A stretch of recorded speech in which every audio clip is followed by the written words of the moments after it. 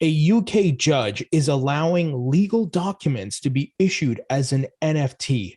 Talk about adoption. Talk about going beyond artwork with NFTs. I want to break that news down for you guys. We're also going to talk about NYDIG, the big time player that is working with banks, allowing them to be able to access Bitcoin, buy, sell, trade, and so forth. They partner with the New York Yankees. Yes, the majestic, historic baseball club to allow their employees to be able to take Bitcoin as part of their salary. Also, there's huge news of the largest bank in Brazil adopting Bitcoin and crypto.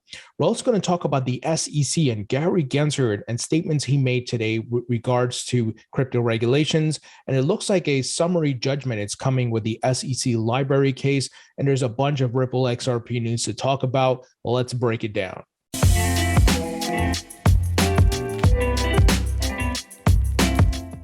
Welcome back to the Thinking Crypto podcast, your home for cryptocurrency news and interviews. If you're new here, please hit that subscribe button as well as the thumbs up button and leave a comment below.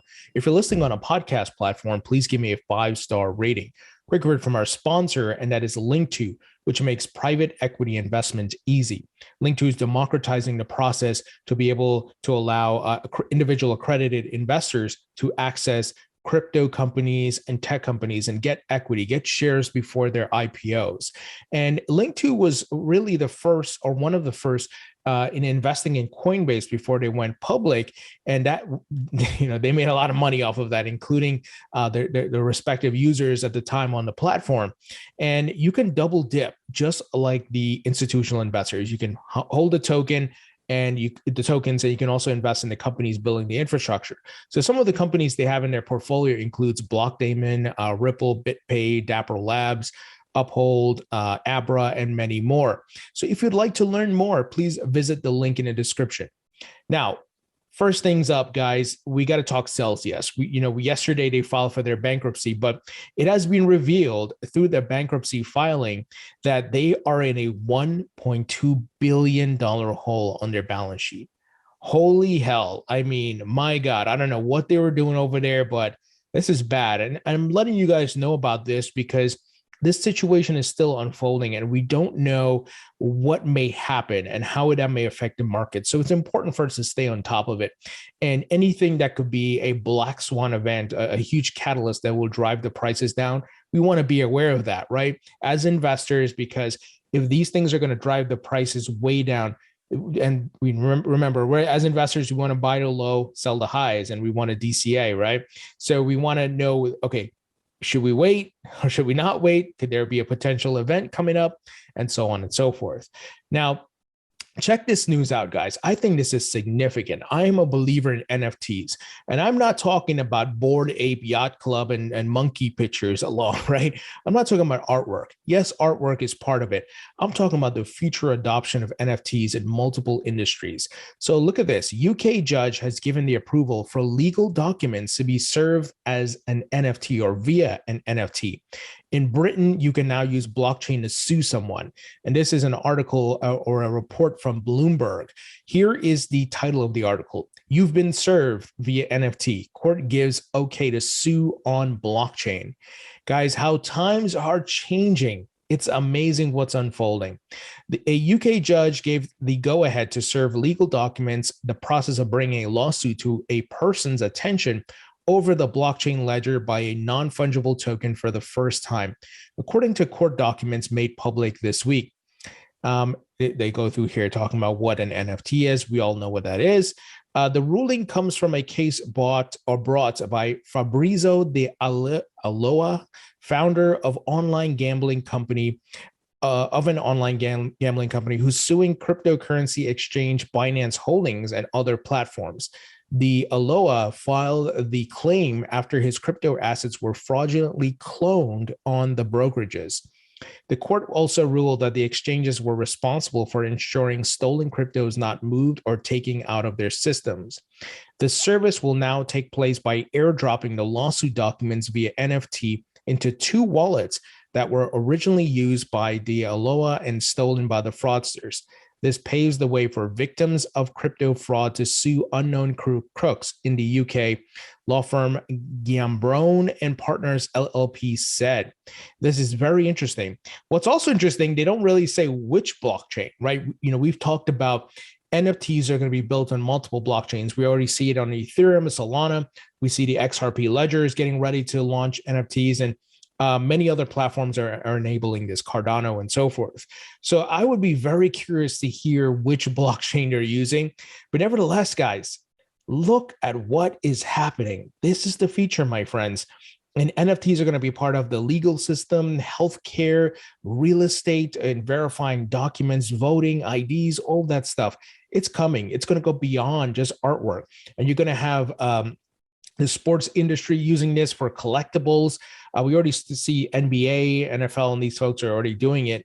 And, there's going to be a huge secondary market for these NFTs, especially ones that are rare, that have, a hard cap, and maybe you go to a specific event, a concert, a certain show, and you have this collectible NFT, and you can, lend it out, get loans against it in the future.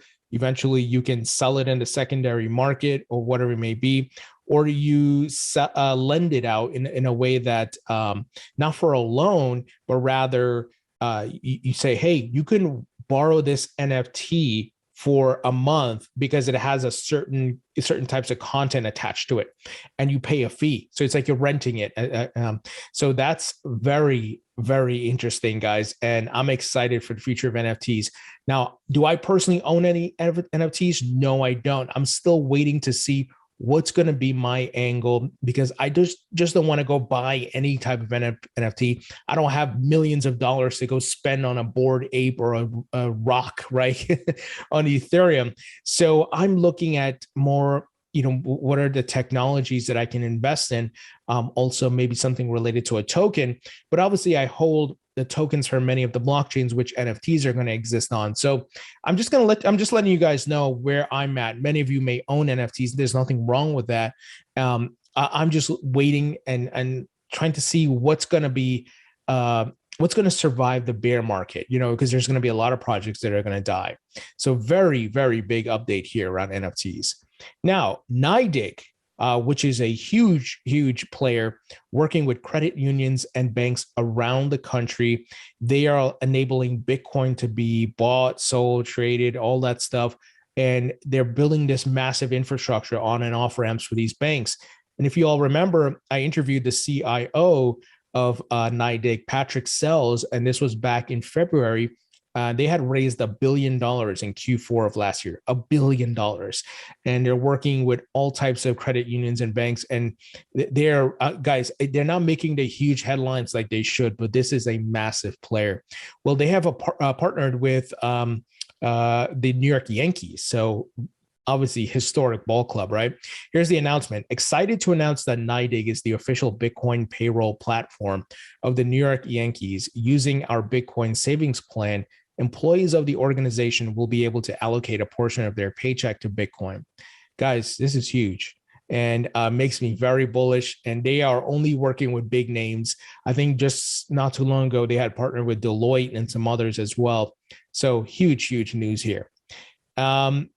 Brazil's largest bank, which is called Itau, if I'm saying that right, plans to offer Bitcoin and crypto services to its 55 million customers. All the banks, all the stock exchanges, all these folks are going to be doing this. So it's amazing just to see what's happening. I got into the market in 2016. I never thought we would see this back then.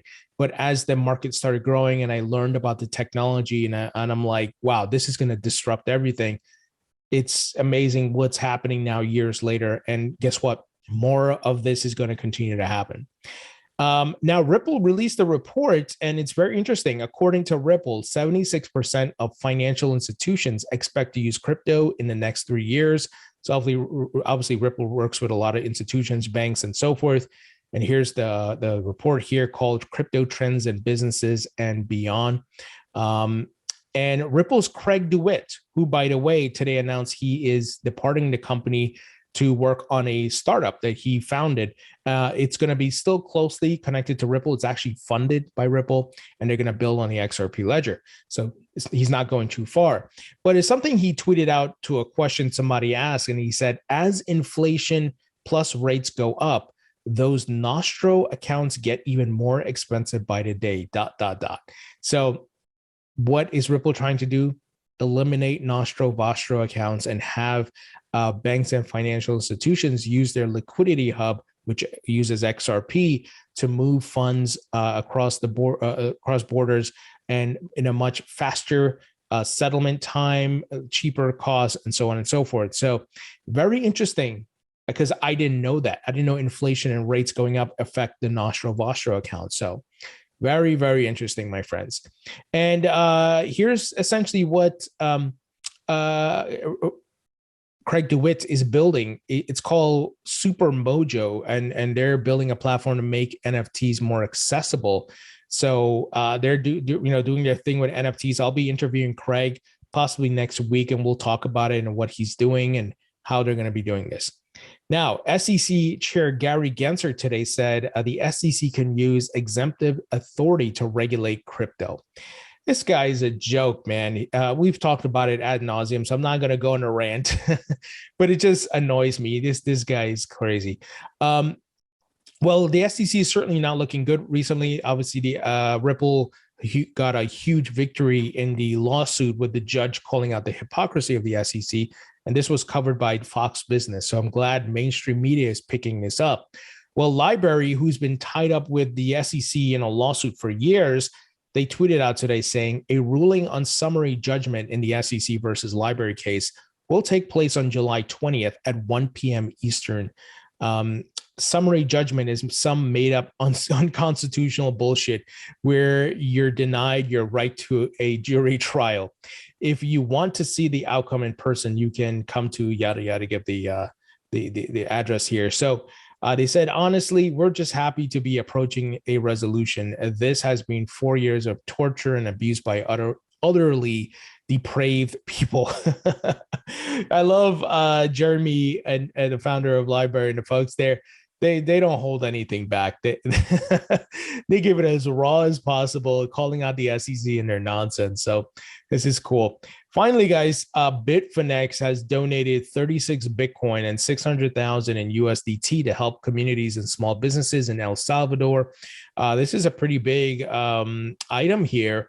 And looks like they may be trying to position themselves in El Salvador. We know El Salvador is a crypto-friendly country, obviously adopting Bitcoin. They're going to mine Bitcoin. And I believe there's some things happening there with Algorand as well.